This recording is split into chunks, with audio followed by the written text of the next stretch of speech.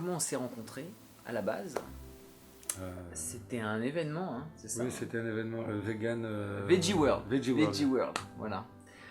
On s'est rencontrés et puis tu avais vu Cruello. Oui, en fait, j'avais découvert le personnage de Cruello presque par hasard la veille, ce qui est très drôle. Et le lendemain, j'étais en train de faire les dédicaces de mon livre sur un stand. Et je t'ai vu passer en Cruello. Je me suis dit, c'est pas possible, quoi. C'est une apparition, c'est un spectre. C'est un signe. Un drôle de signe. Et puis après, on a été te voir directement. Ouais. Ouais. Et c'est là que tu m'as expliqué ton projet, justement. Et, au cirque. Voilà, et ça a bien matché. Et c'est à ce moment-là que je me suis dit ça pourrait être une excellente idée de faire un projet donc, sur le cirque.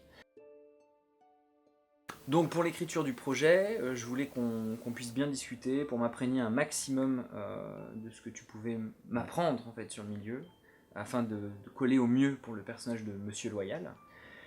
Donc en soi, redis-nous combien d'années d'expérience dans ce milieu?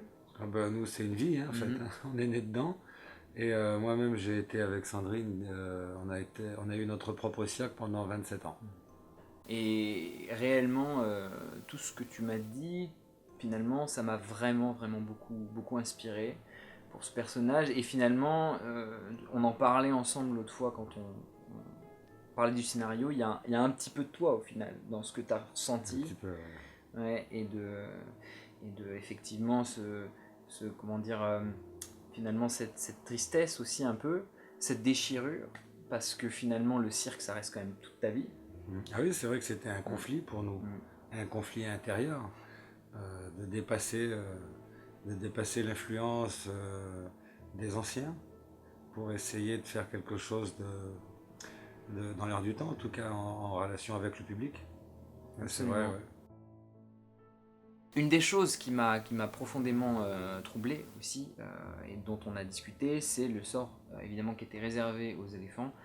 Tout à fait. Alors ce qu'il faut savoir avec les éléphants africains, si vous allez dans un cirque en France et que vous voyez des éléphants africains, quel que soit leur âge, ce sont des éléphants qui ont été capturés à l'état sauvage, dont les parents ont été tués pour l'ivoire, et les petits que vous voyez maintenant presque à l'âge adulte dans les pièces à faire des numéros, ces petits à l'époque ont été donc capturés, brisés mentalement, psychologiquement, pendant plusieurs jours, pendant plusieurs semaines, histoire de les rendre dressables.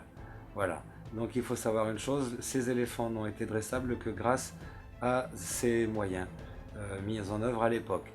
C'est une pratique qui a eu lieu jusqu'à peu près la fin des années 90. Encore aujourd'hui, il y a beaucoup d'éléphants en France d'origine africaine, des éléphants africains. Et tous ces éléphants-là viennent de cette filière. Donc une des choses vraiment importantes qui m'a beaucoup, en tout cas, touché pour l'écriture du scénario, c'est, comme on le disait, cette déchirure qui est qu'au final, c'est pas forcément le cirque en tant que tel que l'on vise, pas du tout, c'est plutôt le fait que les animaux soient exploités. Bah oui, parce qu'en fait, moi c'est pareil. Au départ, j'ai décidé d'arrêter de présenter des animaux par rapport aux animaux, à l'extinction, au public, à mes enfants aussi, à tout ça.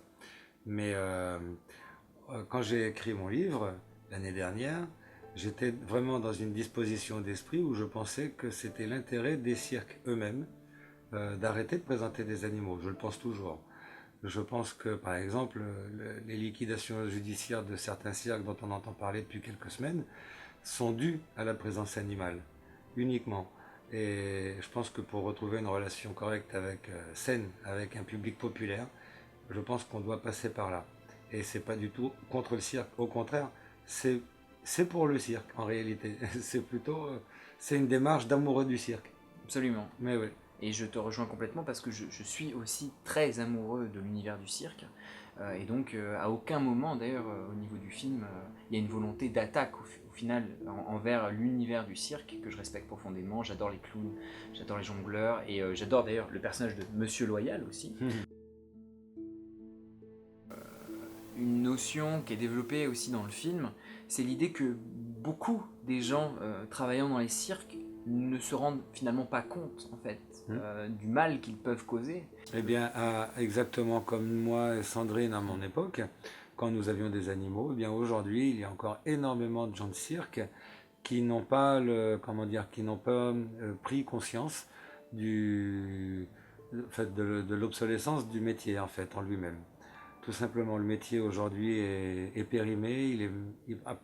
Personnellement, je pense qu'il est mort. Donc, si j'ai bien compris, André-Joseph, depuis plus d'1 an maintenant, tu travailles sur un énorme projet. Tout à fait, on l'appelle l'éco-cirque, Joseph Bouglione. Ça sera un cirque itinérant, on va aller dans les plus grandes villes françaises. Autour du cirque, il y aura un village.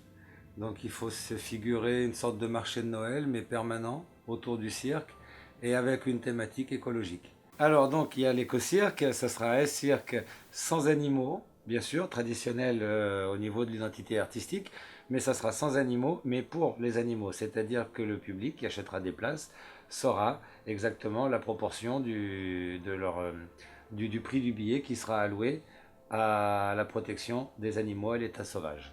Voilà, ça c'est très important pour nous. Donc à chaque fois, un petit pourcentage sera reversé à une association. Par contre, bien sûr, le cirque, ça sera un cirque traditionnel, je l'ai dit. Les costumes du spectacle seront sans matière animale, pas de plumes, pas de soie, pas de cuir, etc. Et bien sûr, autour du chapiteau de l'éco-cirque, il y aura le village de l'éco-cirque. Il faut se figurer à peu près un marché de Noël avec une thématique écologique permanente autour du cirque. Bien sûr, le village suivra l'éco-cirque partout. On était très heureux de faire cette interview pour vous. On vous le rappelle, n'allez plus que dans des cirques sans animaux, s'il vous plaît. Et profitez bien du nouveau film, Monsieur Loyal. À bientôt.